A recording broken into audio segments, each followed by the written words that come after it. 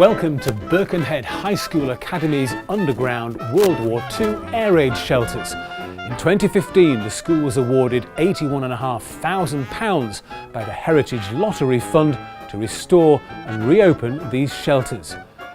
In 1939, after girls from the school had been evacuated to Shrewsbury, Miss Stephen, the headmistress, vowed to do all she could to allow the girls to return to Birkenhead and continue their schooling.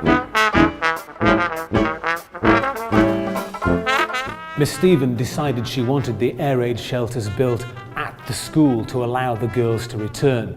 However, there was no money available. Alongside Miss Stephen, the staff rallied round, donating part of their salaries and gaining donations from parents. Mr. Mewton, a local architect who was also the husband of an art teacher, offered his services free of charge, and plans for the shelters were drawn up. Mr. Lloyd, the father of two evacuated girls, Betty and Joan, had his own building company, and he offered to build the shelters at cost price. Invitations were sent out to parents and local dignitaries. The girls returned from Shrewsbury, and on June the 1st, 1940, the shelters were officially opened. The grand opening was captured on cinefilm, and you can see it today on both the Birkenhead High School Academy's website and on YouTube. In October 2015, 76 years after the first opening, Birkenhead High School Academy held a grand reopening of these shelters. With thanks to Castrian Wallace architecture and archive photographs held at the school, these shelters have been restored for visitors to see them just as they would have been during World War II.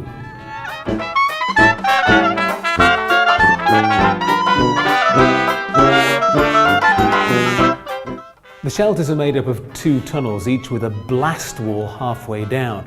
This is the original entrance to the tunnels, and selected girls will be allocated to unroll the gas curtain. This became part of the air raid drill. Benches have been reinstated on the original concrete posts. The ceiling still bears ceramic fixtures which were used for wiring. This area shows the escape hatch, which was operated by a pulley, the lever of which is displayed on the wall here.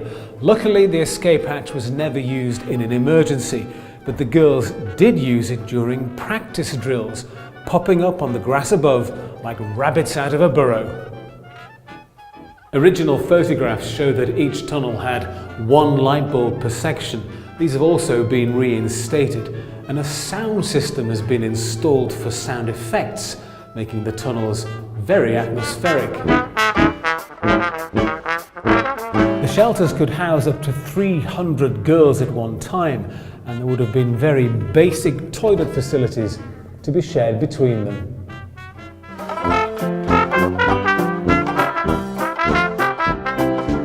The end of each tunnel shows an original photograph of girls using the shelters during World War II.